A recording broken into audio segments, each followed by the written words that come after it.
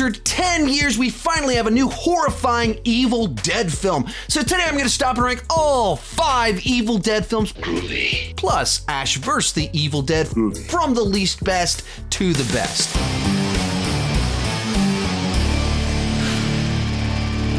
Hi, my name is Sean, and I love to talk about movies and TV way too much. With that in mind, go ahead and join me down below in the comment section. Share your ranking of the Evil Dead franchise. My list is not the right list. It's just my list, and I would love to see yours. When it comes to the Evil Dead franchise, this is one of my formative horror franchises. And all these years later, the franchise is still going strong and still reinventing itself. This past weekend, I took my son on his first plane trip. And while we were waiting at the airport, I took my champions into epic battle playing Raid Shadow Legends. Speaking of my favorite champions, it's Raid's 4th birthday. And in celebration, here are my 4 favorite champions that I would invite to a dinner party. First up is Crusader. He's got an awesome sword he could use to cut the cake. We've got Gaelic. This is actually my highest level character. Doomscreech. He is terrifying looking, and I want to have a lady at the party, so we'll go with High Catan. Don't let her beauty deceive you. She's a vicious barbarian. This April, Raid is hatching an extravagant egg hunt. But this isn't a normal egg hunt. We're hunting dragon eggs. To join in on the excitement, all you need to do is download Raid Shadow Legends using the links below, copy your in-game player ID, and then head on over to egghunt.polarium.com from April 14th to May 15th. Your quest to scour the dragon's lair using your phone and find the hidden egg before it's too late. If you're lucky enough to discover the elusive egg, you'll be in the running for some excellent items ranging from legendary Raid champions to Amazon gift cards in total value of $20,000. This is not your average egg hunt. This is exactly what you've been waiting for. So what are you waiting for? Don't let this excellent opportunity fly by. I wonder how many puns I scrambled into that. Use my link in the description or scan my QR code to get some amazing bonuses. We're looking at epic champion, Talia, and other useful things. I'll see you in the battlefield, and let's get started. Coming in least best, Evil Dead Rise. There are no misses in the Evil Dead franchise. I posted my review of this movie yesterday. I gave it a B. I think it's good, but of the Evil Dead franchise, it was my least favorite of the bunch. This movie sucks. What? What are you doing here? Get the out of here. Keep Austin weird, right? There was no alcohol involved in that whatsoever. On the positive side, I think what they very wisely did was moving it into a new setting that's still able to capture the isolation of a cabin in the woods. They found ways within the plot and within the mythology to create a scenario where we're in a very different context, but you have that same sense of, I can't get out of here. I can't escape this evil that is coming after me. Loved that. Other great thing here is by making the person that's infected with the Evil Dead a mother, it adds this whole other level to the terror of the franchise, where a mother's the person you're supposed to turn to when you're afraid and to keep you safe. And here, she's the threat. And whether it's forcing a mother to do this to her children being so confused as to what their mother's doing, the ways in which children can be manipulated, the way that the Evil Dead like to try to manipulate people. Do it for mom and dad. All of these new opportunities come from that concept. It just adds a whole other layer to things. Likewise, it is filled with gnarly, nasty gore that is everything that you want from this franchise. Just so many times I was squirming in my seat. I was making noises like that. But it is last on this list. There's some stuff that I wasn't crazy about. And I think some of it is I didn't really like the characters all that much, at least at the beginning of the movie, where they're just kind of hanging out in an apartment. And it was like, teenage boy, he likes music. Teenage daughter, she wants to go to a protest. Mother, tattoo artist. What's a goopy? Mom's favorite nickname for me, even though she knows I'm a guitar technician. Everyone is only defined based off a thing that they do rather than me knowing anything about them. And I wasn't sure why exactly I didn't connect with that. It's not like you look at the other Evil Dead films and all the side characters besides Ash aren't exactly the most interesting. And I think some of it is the other problem here is the setup of how they get the Necronomicon, how the Evil Dead are unleashed, the context under which the Necronomicon is in this place. I just didn't buy into it. I didn't see it and go, that makes sense to me. The whole time I was like, really? That's it? That's what you got? And so when you combine kind of a plot where it's like, that's it, man, that's underwhelming, with characters I'm not latching on to, it took a while for me to kind of get into the movie. So the atmosphere, the mother element, the gore, the setting, loved all of that. But the characters and the specific setup plot itself wasn't as crazy about. But like I said, it's good. I enjoyed it once it got going. Number 5, Ash vs. the Evil Dead. And this was essentially a first-time watch for me over the last couple of months because when it debuted, I didn't have stars, so like everyone else didn't watch it. I would tell people, hey, great news. They're bringing Evil Dead back as a series. Oh my God, Bruce, it's great news. What's it going to be on? Stars. What stars? Oh!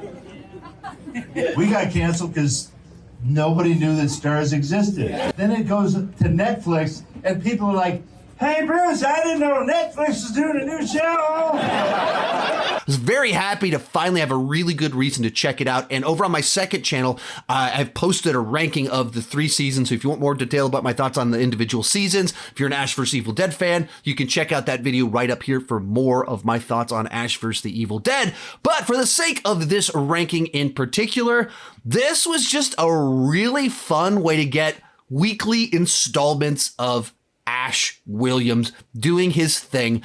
Let the boomstick do the talking. Things get hairy, use your bottle. I don't think it's a very good weapon, Hefe.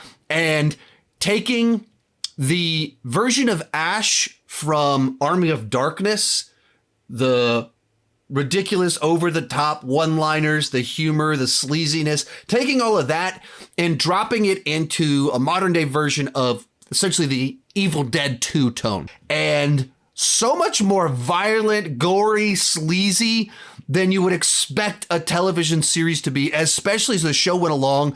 There were so many things that happened that I could not believe that they actually put that in a TV show, and that's part of the Evil Dead lore. Other thing that surprised me, I was a lot more invested into Pablo and Kelly than I was expecting to be. Just kind of these side characters that are with him, that are the sidekicks, going, okay, but, you know, really I want Ash Williams. But you pretty quickly buy into the group dynamic, the new characters that they bring in. You know they were Jewish, right? I did not. Wish you could have said something before I made those dumb crosses. But I would also say that I think the show, while every episode is fun and enjoyable, highlights the fact that I think this franchise works better as movies. The advantage of a television series is that you can have more complex storylines, greater character work, go more into detail into people's relationships. And when you think Evil Dead, you don't immediately go complex characters, big character arcs, complex relationships. Like, that's not like the thing that this franchise is known for. So the advantages of television, I don't think specifically benefit this franchise. But I mean, this is Bruce Campbell doing his thing, being entertaining, and just really letting him go for it, going wild and crazy. So make of that as you will. If you haven't seen it, it is absolutely worth checking out. Number 4, Army of Darkness. And without question, this is the property in the world of Evil Dead that I have by far watched the most times. I actually remember when the movie came out, I was in the 5th grade, and of course, I hadn't seen Evil Dead or Evil Dead 2 when the trailers started dropping, but I just remember being fascinated by the trailers for it. And even some kids at school were quoting some of the little lines from the trailer. And the poster for it is awesome. So I was always like, what is that movie? So jump forward a few years, I was finally able to check it out. and just fell in love with this insane live action cartoon from Sam Raimi and Bruce Campbell that it just goes for it so hard. And it truly is this product of who Sam Raimi really is, as this guy with this very juvenile, goofy sense of humor that also loves horror and action movies. And he just like throws them all together and goes for it. So for that reason, it's unbelievably quotable. Groovy. Which is all throughout high school. That's what I did. I quoted this movie everywhere I went. I could quote the movie from beginning to end.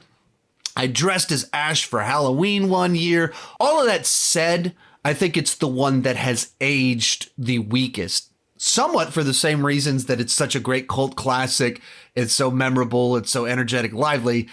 Also, those same reasons make it, it's very silly, of course. It's corny. It's goofy. Hail to the king, baby. And so it feels very odd in the franchise. There's all kinds of visual effects that look terrible. And that's some of the appeal. That's some of the charm of it. And so I think of all of the easily of the original trilogy, it's the one that kind of has the most flaws. And the one that I rewatch it now, it pulls back all the nostalgia. It's still so quotable, but also the one that is the most flawed for me.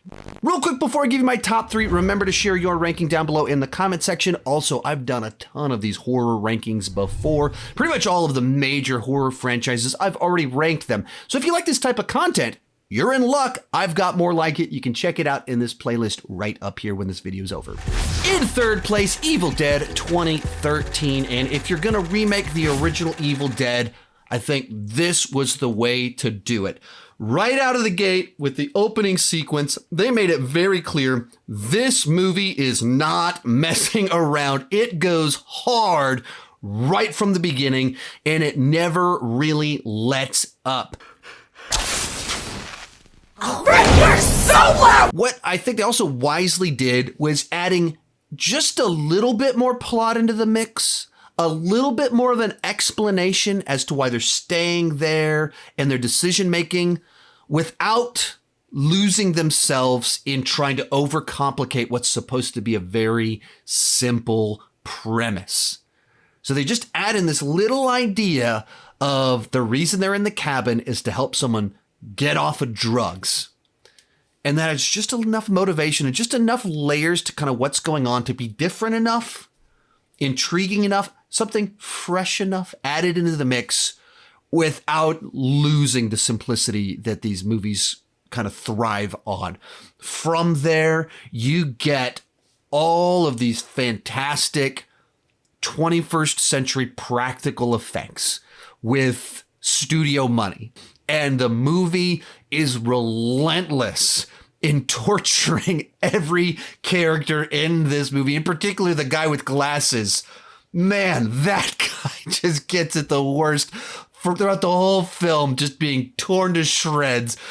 And then they just even tie in enough kind of twists and turns as you kind of go throughout the story, even moving into kind of the third act and what they do with the main girl to change it up, to not beat for beat follow the original. Have some fun with a chainsaw. Face on this motherfucker! This is easily the slickest and most professional of the first 4 films, and in certain ways that benefits the film and probably makes it more accessible to some people that the amateurish 80s stuff of the Raimi films might not go great for them. But I think you also lose a little bit of the charm. They kind of replace just this naive, youthful energy with Hollywood slickness, but there's no shortage of movies with Hollywood slickness. And we don't have a ton of movies where you just have really talented people, but without professionalism, making something so pure as the first 2 Evil Dead films. So if you're gonna remake the original Evil Dead, I think this was the way to do it. Our runner-up, the original The Evil Dead. And what's truly astounding about this film is that Sam Raimi was only about 20 years old when he made this film. And while it's a very simple premise, it's very effective at getting under your skin. It just has this unsettling atmosphere from beginning to end. And once it gets going, it does not let up. Whether you're talking about the violence, the creepy imagery, the Deadites just constantly shrieking and laughing and screaming, so that it doesn't let up for the characters, but it also doesn't let up for the audience. You're just stuck in this experience that gets your heart racing, and it doesn't stop until the credits begin to roll. And even like the cheap effects, where this movie is very low budget, it's 40 years old now. They're very cheap effects, but that almost is part of what makes them so effective, because they're so nasty and weird looking. There's something about cheap 80s gore that uniquely is disturbing in its own way. It's gross and icky in its own way. And partially because of inexperience, partially because they only had so much movie, the film just lingers on these awkward, strange visuals of violence and gore in a way that just, it sits with you in a way that modern day horror films just don't. They're not effective in the same way as watching what Raimi did here. And I even think some of the unprofessionalism, the amateurish nature of this film goes into why it is so effective, where you had a group of people that were very creative and talented, but didn't know what you're not supposed to do. They didn't know the rules, in which case they're not thinking about ratings and trying to limit it for an R. They're not thinking about proper camera angles or the rules of camera work to make sure that the audience can follow what's happening. They're just doing pure creative instincts for what felt horrifying, terrifying, unsettling, and creepy. And that's what you get. It's this disorienting film that stays with you. Absolutely, there's bad acting. Absolutely, there's some stunt work that hasn't stood the test of time. Despite their inexperience, they were able to make and produce something incredibly effective that has stood the test of time. But in first place, The Evil Dead 2. 1 part remake, 1 part sequel, 100% parts pure Sam Raimi, where it takes his horror instincts with his love for Three Stooges slapstick comedy, meshes it together, and just creates one of the great horror comedies of all time that people have been copying and taking inspiration from for now 35 years. Groovy. And it, in so many levels, is a huge upgrade from the low budget nature of the first film, while still itself being a very low budget film, but being able to get away with and do a whole lot more. They had more experience under their belt. They had more money to work with. And so you just get a bigger version of that story with more layers and more of just that comedy, even allowing Bruce Campbell to do all of this fantastic physical comedy all throughout the entire film. There's all these little sight gags, and when his hand gets cut off, the book they decide to put on top of the container with the hand inside of it. Like all of these little bits, all of the Sam Raimi weirdness of like, oh, a chainsaw image from the first movie. That's pretty iconic. What if we put the chainsaw on his hand? There's so many crazy, wild, youthful, energetic ideas in here, but also just enough more professionalism to make it that much better without also getting too slick at the same time. So for me, this is the movie that pulled it all together, balances all the pieces to it. The quirky comedy, nasty horror, mythology, interesting ideas, all of it's kind of in here. The action one-liners without going kind of too far with all of that. The double barrel shotgun, the chainsaw. It has all of them. This to me is the best of all of it. It takes what I love about the first film, but adds in what I love about all the later films. And all the later films are copying it from this film.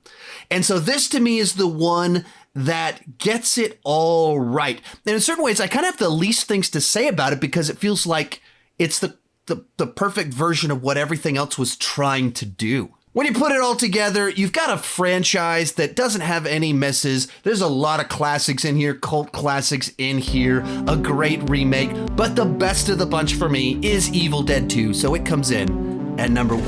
If you like this video, I've got more like it. You can check out that playlist right over there. Remember to download Raid Shadow Legends at that link down below in the description. Thank you so much for watching, and keep talking movies and TV too much. Bye-bye.